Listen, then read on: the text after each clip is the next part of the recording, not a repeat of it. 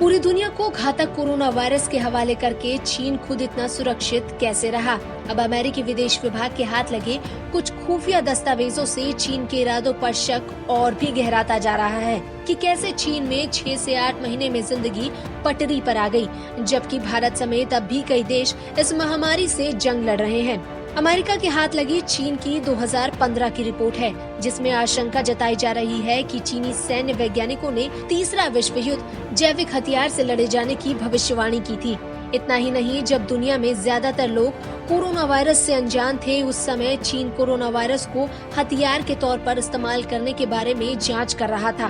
Britain और Australia के media reports में ये दावा किया गया है कि अमेरिकी विदेश विभाग हाथ लगे इस बॉम्बशेल यानी कि विस्फोटक जानकारी के अनुसार चीनी सेना पीएलए के कमांडर ये कुटिल पूर्वानुमान लगा रहे थे। अमेरिकी अधिकारियों को मिले ये कथित दस्तावेज साल 2015 में सैन्य वैज्ञानिकों और चीन के स्वास्थ्य अधिकारियों ने लिखे थे, जो कि कोविड-19 के बारे में जांच कर रहे थे। इन कथित दस्तावेजों में कहा गया कि इस वायरस को आर्टिफिशियल रूप से बदला जा सकता है और इसे इंसानों में बीमारी पैदा करने वाले वायरस में बदला जा सकता है। इसके बाद इसका इस्तेमाल एक ऐसे हथियार के रूप में किया जा सकता है जिसे दुनिया ने पहली बार कभी नहीं देखा है। चीनी वैज्ञानिकों ने सार्स कोरोना वायरस की चर्चा जेनेटिक हथियार के नए एरा के तौर पर की है। कोविड इसका उदाहरण है। पीएलए के डॉक्यूमेंट्स में इस बात की चर्चा है कि एक जैविक हमले से दुश्मनों की स्वास्थ्य व्यवस्था को ध्वस्त किया जा सकता है। इस दस्तावेज में अमेरिकी वायुसेना के कर्नल माइकल जे के स्टडी का भी जिक्र है, जिन्होंने भविष्यवाणी की थी कि थर्ड वर्ल्ड वॉर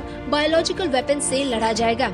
रिपोर्ट्स में कहा गया कि 2003 में जिस सार्स का चीन पर अटैक हुआ था, वो हो सकता है कि एक जैविक हथियार हो, यानी कि बायोलॉजिकल वेपन, जिसे आतंकियों ने तैयार किया हो। इस दस्तावेज में चीन के टॉप स्वास्थ्य अधिकारियों का एक आर्टिकल है। इस खुलासे के बाद ऑस्ट्रेलियाई राजनेता जेम्स पैटरसन ने कहा कि इन दस्तावेजों ने कोविड-19 की उत्पत्ति के बारे में चीन की पारदर्शिता को लेकर संदेह और चिंता पैदा कर दी है।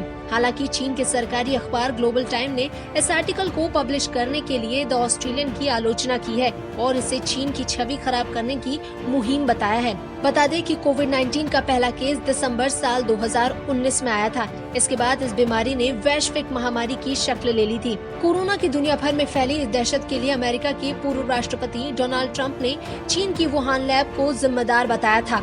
उस समय डोनाल्ड ट्रंप ने कहा कि मुझे इसका पूरा भरोसा है और इसके सबूत हैं कि कोरोना वायरस को वुहान इंस्टीट्यूट ऑफ वायरोलॉजी में डेवलप किया गया था। इसके बाद फरवरी में कोरोना वायरस की उत्पत्ति की जांच के लिए WHO की team Wuhan institute of virology पहुंची थी। इस जांच टीम में 10 देशों के विशेषज्ञ शामिल थे, जहां उन्होंने हॉस्पिटल रिसर्च इंस्टीट्यूट के साथ एनिमल मार्केट में जाकर जांच भी की थी।